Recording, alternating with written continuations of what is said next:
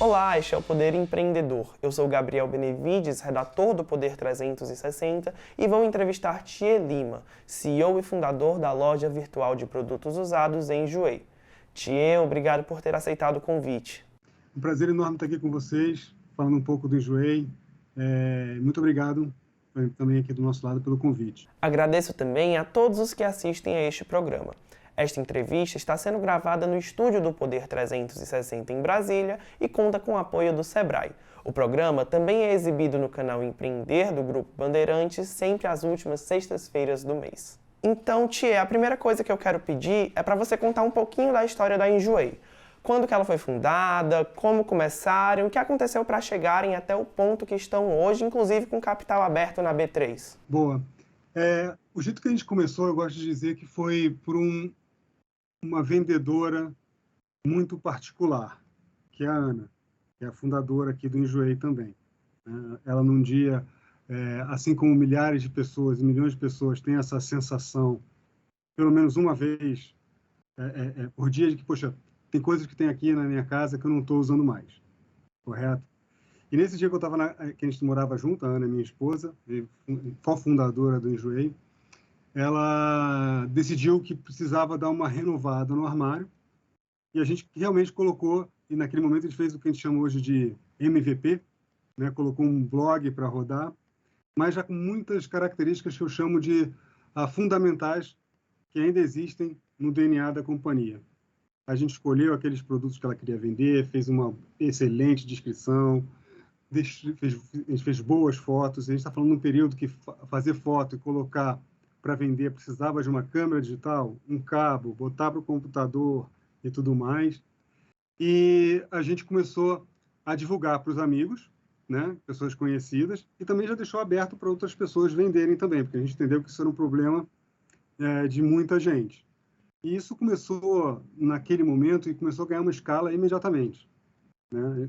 Assim que a Ana espalhou para as amigas, o pessoal começou a querer comprar, a gente já começou a receber produtos de outras pessoas, porque as pessoas se sentiram estimuladas, né? Falaram, poxa, eu também tenho isso para vender, eu também preciso dar uma renovada no meu guarda-roupa. Isso começou a ganhar uma escala, estou falando assim de maneira mais empírica, e de lá para cá eu gosto de começar com a Ana, que é a vendedora número 1, para os mais de 1 milhão de vendedores que vendem na plataforma hoje em dia, né? Então, naquele momento, a solução de uma pessoa, para uma pessoa, passou a funcionar para as primeiras 100, para as primeiras 1.000, para as primeiras 10.000, 100.000, 1 milhão, né? Que é onde a gente está hoje. E no fim das contas, né, o que a gente tem como propósito, que acontece desde sempre, a gente tem dois tipos de pessoas que vendem na nossa plataforma. Pessoas comuns, que querem ampliar o seu poder de consumo. O que eu quero dizer com isso? São pessoas que, eventualmente, consumir um pouco mais no Natal, agora eu estou com mais um pouco de excesso, vou vender aqui em janeiro para virar aqui as contas do ano, para melhorar aqui minha dinâmica, eu estou com um pouco de excesso. Vou fazer uma viagem de inverno, vou trocar os meus casacos, né, e tudo mais. São pessoas que o Enjoei faz parte do ciclo de consumo delas, né? Mas ao longo do tempo, a gente também foi ganhando mais corpo e atraindo pessoas que vivem do Enjoei como fonte principal de renda, né? Num eixo de consumidor, são aquelas pessoas que querem fazer de maneira pontual, até mais habitual, né? Querem assim, quero fazer uma viagem, né? Então a pessoa começa a vender, né, para fazer um planejamento ainda de consumo. E o outro grupo são pessoas que começam para fazer mais renda, né, que são pessoas que trabalham, quero ajudar a pagar minha faculdade, quero ter mais frequência de venda, né? As pessoas começam a catalisar o Enjoei, vender produtos de outras pessoas, né? Tem pessoas que são profissionais, que vendem mais de um salário mínimo por mês, recorrente, todos os meses. E tem até vendedores profissionais, que vendem a mais de 2 salários, ganham mais de 2 salários mínimos por mês na plataforma. Então, a gente tem vendedores nesses dois eixos. A plataforma começou como uma plataforma para pessoas e acabou se transformando numa plataforma de sellers e de vendedores que fazem parte do ciclo ou de consumo ou de renda, né? Então, hoje em dia, eu gosto de dizer, principalmente que num cenário que a gente vive hoje, como no Brasil, você tem uma plataforma que catalisa e melhora o consumo ou que aumenta a sua renda, é extremamente essencial, principalmente no mundo que a gente vive hoje em dia, né? Uma população como o Brasil. Então, eu acho que ela nasceu com um propósito e esse propósito foi ampliando ao longo do tempo, né? E isso que a gente gosta na trajetória da nossa companhia. Ela nunca nasceu para resolver o problema de uma pessoa só, né?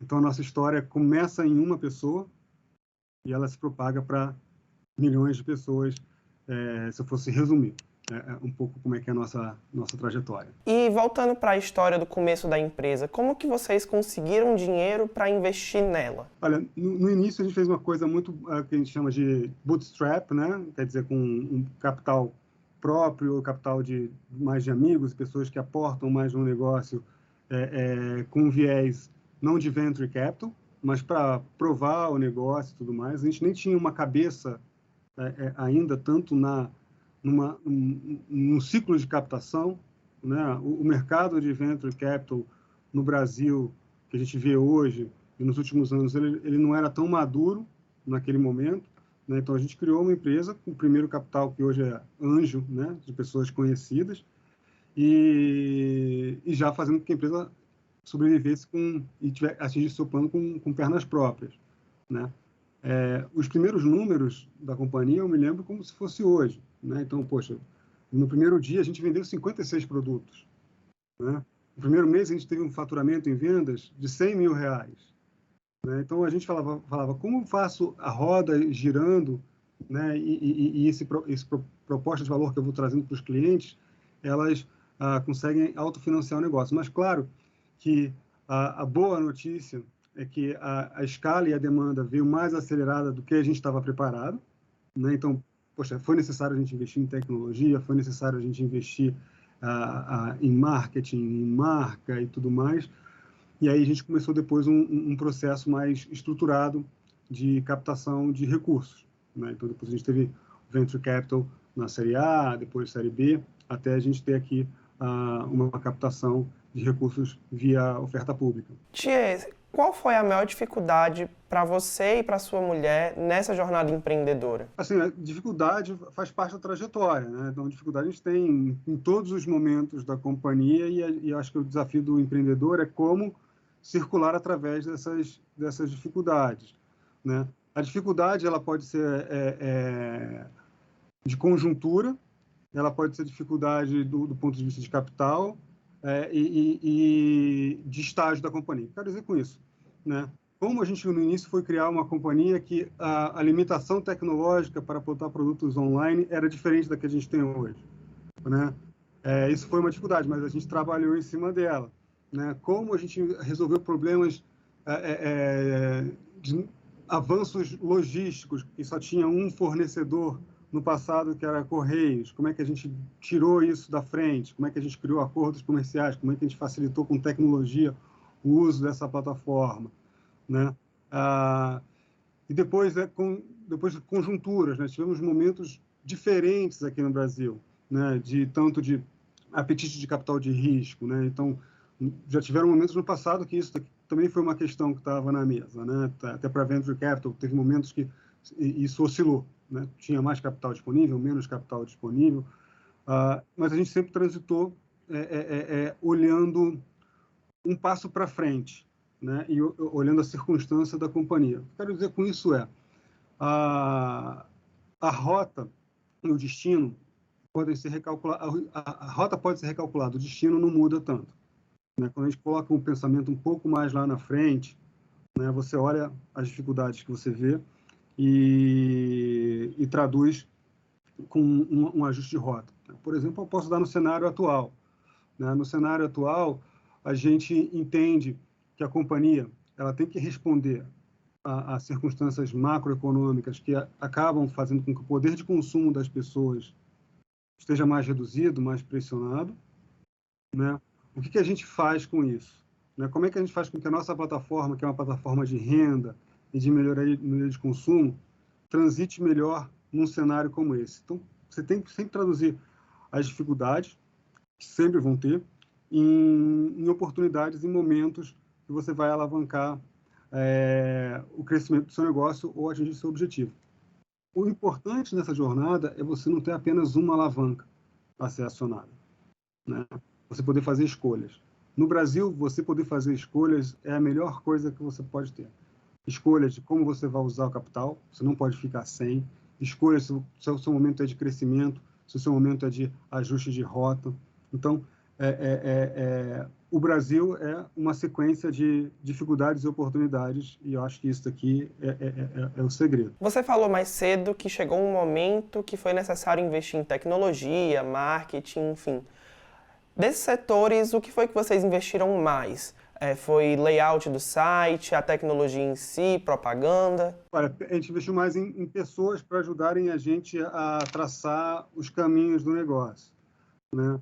Hoje em dia, se você olhar aqui, assim, eu sou CEO da companhia, né? Hoje eu lido com todos os aspectos do negócio, seja estratégico, seja de relacionamento com o investidor, seja aspectos financeiros do negócio, mas eu fui formado em produto e tecnologia. Então, naquele momento, eu aportava diretamente muito conhecimento em cima dessa área. Mas a gente queria mais gente para ajudar a gente na condução dos negócios e administrar mais capital alocado na companhia. E sim, de fato, a gente começou a fazer mais investimento em produto e tecnologia a partir daquele momento, sim, quando a gente teve a primeira rodada de investimento de capital. Eu preparei umas perguntas iniciais para o Thier, fundador da Enjoei. Agora eu quero falar um pouquinho com o seu lado CEO. Vocês abriram o capital na Bolsa em 2020, na época, inclusive, conseguiram 1,3 bilhão com a IPO. E eu queria saber qual era o objetivo principal da Enjoei quando ela abriu na B3. O objetivo principal ele continua o mesmo, né? A gente vê que tem muita oportunidade no mercado de second hand, fashion, como tudo, economia circular e economia criativa. Tem um enorme mercado a ser capturado. A gente é uma plataforma que como eu disse, para ampliar poder de consumo ou de geração de renda. O Brasil é um país de empreendedores que fazem acontecer, né? Que encontram maneiras de fazer melhorar a sua renda. Então, acho que a gente tem muita oportunidade de ganhar ainda market share. A diferença aqui que eu posso dizer é na trajetória e na velocidade do nosso plano. Nosso plano era crescer por um período mais alongado e fazer uma rentabilidade num período um pouco mais posterior, com uma escala maior, né? Esse objetivo de crescer e do mercado que a gente quer atingir, ele permanece. A ordem dos fatores, quando eu digo a rota, é que fazem com que a gente tenha feito um ajuste no que a gente chama de trajetória, né? A gente cresceu logo após o IPO, já começamos a crescer. Quando a gente para olhar desde do IPO, que era uma empresa de 450 milhões de venda, ela já passa de 1 bi, né? A gente queria continuar crescendo essa velocidade de maneira ainda mais acelerada, mas a gente também fez uma adequação, né? Falamos, olha, a gente vai ter que acelerar um pouco mais a rentabilidade da companhia, aquilo que a gente faria alguns anos mais para frente, a gente antecipar isso, para que a empresa ela possa autofinanciar o seu crescimento. Então, era a gente começar a ter mais rentabilidade com uma escala um pouco mais reduzida do que o plano original. Aí, quando você olha a trajetória da companhia como trajetória pública, ela reflete exatamente isso que estou falando, né? Lançamos a companhia capital aberto, crescemos. O cenário começou a mudar, a gente começou a ajustar a trajetória do nosso cenário antes dele começar a deteriorar. Começamos a colocar uma agenda de aproveitar o máximo de crescimento possível, para depois colocar uma agenda de rentabilidade que não afetasse nossa visão de longo prazo. Eu gosto de dizer que quando a gente olha o período de 2021, né, para 2022, 2021 para 2022, né, todas as empresas elas foram para o e-commerce. O e-commerce, de fato, começou a ter um boom muito mais forte, né, nesse período 21, 22. E a gente estava vendo uma coisa que era muito positiva para o Enjoei, né? As pessoas estavam com uma predisposição a se tornarem também vendedores de uma maneira orgânica e muito mais rápida, por algumas razões, né? Porque o consumo estava mais acelerado, e porque as pessoas estavam passando mais período dentro de casa, e a gente falava, a gente tem que aproveitar, né, e transformar essas pessoas em seller. Transformar em seller significa vender. Colocou o produto para entrar no ar, vender. Então, o produto vendeu. Fez uma trajetória de garantir liquidez durante 2021 inteiro, crescemos em 2021. 2022 a gente começou a rentabilizar uma companhia depois de ter crescido substancialmente a nossa base de seller, de vendedores na plataforma. Então a gente fez essa adequação. Qual seria a diferença de um plano aonde a gente pudesse continuar ganhando escala e tração e crescimento e deixando um pouco mais para frente a rentabilidade do negócio? A gente poderia ter deixado essa turbina de compradores e vendedores ligadas e crescendo por mais tempo, né? Mas não fazia sentido. Aí, como CEO da companhia, aí vai a grande diferença, é que você tem que olhar o todo, o seu negócio, o macroeconômico, a sua circunstância de mercado, porque é assimétrico o mercado, né? Ele olha para o macro, só que no ponto de vista das companhias, cada uma está em uma circunstância, né? Você tem que olhar o que o macro reflete no seu negócio e qual a circunstância que está a sua companhia, né? Então, isso aqui é um papel de CEO de companhia aberta que foi adicionado, que é uma diferença brutal quando você fala de um CEO fundador. Aqui é um CEO que administra o negócio em nome de acionista, em nome de um plano de futuro, né? Fundador, você está ainda, quer dizer, está fazendo a trajetória para você criar um plano, digamos assim, para troca de tipos de acionista quando a empresa ela passar para um novo estágio. Então, de fato, a cabeça muda, os ângulos e preocupações mudam completamente. Tchê, quando a gente olha os balanços financeiros da Enjoei, observamos que ela ainda não registrou um lucro desde que abriu na bolsa. Isso não é necessariamente algo ruim, existem estratégias, mas por que os resultados estão desse jeito e como que vocês lidam com essa situação? O resultado da companhia e os balanços, o que você vê? Você vê crescimento de receita, você vê que a gente continua investindo na companhia, né? E aí você vem melhorando a sua margem EBITDA, né? Então, isso que é o importante, né? Então, quando você olha, o EBITDA operacional do último trimestre foi menos 2,1, né? Um ano atrás era menos 15, menos 25, né? E a companhia cresce em receita. Ela não está perdendo sua base de usuários, ela está melhorando a margem de contribuição por usuário, ela está ampliando o seu flywheel, ela está ampliando o seu mercado endereçável com aquisições pertinentes, ela está retendo os seus sellers, né? Então, para mim, o formato de como a empresa atinge a sua lucratividade é tão importante quanto o lucro, né? Ela não pode ser aterrissando, ela tem que ser subindo, né? Então, é essa a nossa visão que a gente tem sobre o balanço da companhia. A gente tem feito um excelente trabalho. Nossa margem de contribuição subiu 13 pontos percentuais de um ano para o outro, numa sequência semestral de 6,5 pontos percentuais, que significa que cada venda que a gente faz está mais eficiente. A gente está fazendo cada venda mais eficiente sem diminuir a liquidez da plataforma, diminuir a base de usuários, né? Quanto maior você é, mais você consegue fazer esses turning points. Então, eu vejo como na trajetória da companhia, as decisões que a gente tomou, eu não estou dizendo que eu sou favorável a uma empresa queimar a caixa ou não ter lucro. O objetivo de qualquer empresa é gerar lucro. O objetivo de qualquer empresa, como seu fundamento, é gerar valor, né? Mas esse valor ele pode ser diferente dependendo da maneira como você chega nele. Tchê, falando agora de análise do mercado no geral, eu queria saber qual a sua opinião para o futuro do e-commerce no Brasil, principalmente quando a gente analisa alguns fatores como os juros altos e a concorrência com as lojas estrangeiras. Uhum. Perfeito. Vamos pegar isso daqui, né? Eu acho que tem alguns efeitos aqui, né? Primeiro, quando a gente fala de base comparativa do crescimento do e-commerce nesse ano, né? Que o crescimento do ano passado foi um crescimento mais forte, ainda com lojas fechadas, ainda com poder de consumo não deteriorado, contra um período agora que tem concorrência de canais versus um juros mais alto, um poder aquisitivo um pouco mais pressionado. Mas isso, para mim, são situações transitória. A gente está comparando um momento que foi super, digamos, favorável com um momento de transição.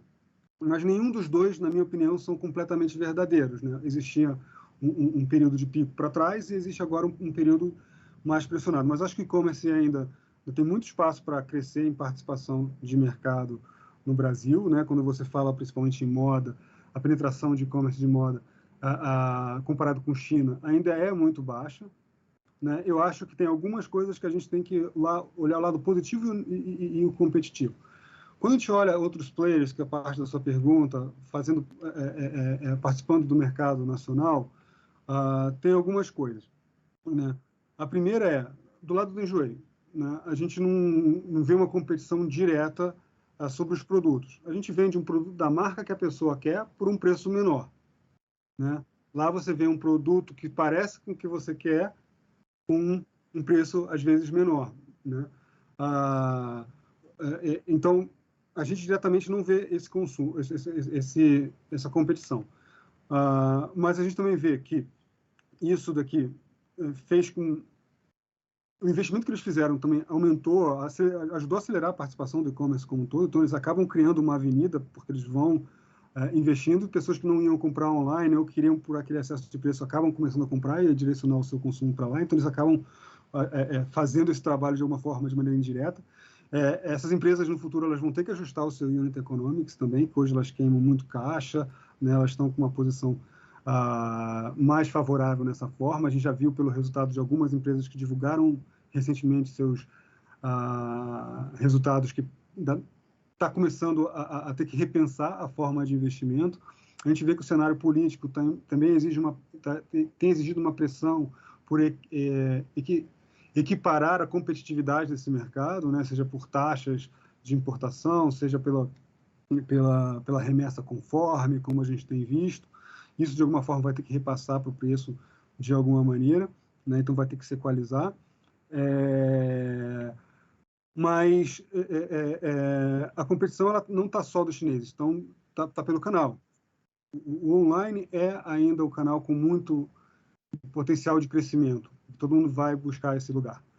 O bom para a gente é que quanto mais as pessoas consomem, mais elas podem se tornar vendedores e mais a gente vai estar lá participando dessa troca de modelos de consumo. Então, para a gente, de alguma forma, acaba se tornando até favorável. Posso dizer com alguma segurança aqui que as pessoas que compram no Enjoei e que também estão vendendo de marcas de cross-border aqui dentro, também está crescendo. O meu inventário dessas marcas aqui dentro está crescendo. E isso é positivo. Chegando ao final aqui da entrevista, eu sempre gosto de perguntar se tem algum livro, filme ou qualquer obra que influenciou a sua jornada empreendedora e que você gostaria de recomendar para todo mundo que está assistindo a entrevista. Eu gosto daquele livro, eu esqueci o título, tá? Mas é o das cartas de Bezos, né? De Jeff Bezos, que ele foi escrevendo ao longo do tempo. Ele sempre escreve uma carta da administração, em todos os resultados que ele tem com os investidores. Esse livro é muito legal porque ele mostra como a primeira que ele escreveu ainda é conectada com as últimas, né? Claro, tem nuances que vão mudando ao longo do tempo, mas uma visão preservada de longo prazo, né? Foi muito importante para ele criar aquela empresa que foi criada. Então, para mim, isso é muito inspirador, né? Chega ao final esta edição do Poder Empreendedor. Em nome do jornal digital Poder 360, eu agradeço a Thier Lima. Muito obrigado pelo espaço e até breve aí, pessoal. Agradeço também a todos os web espectadores que assistiram a este programa. Essa entrevista foi gravada no estúdio do Poder 360 em Brasília, em 16 de agosto de 2023. Para ficar sempre bem informado, inscreva-se no canal do Poder 360, ative as notificações e não perca nenhuma informação relevante. Muito obrigado e até a próxima!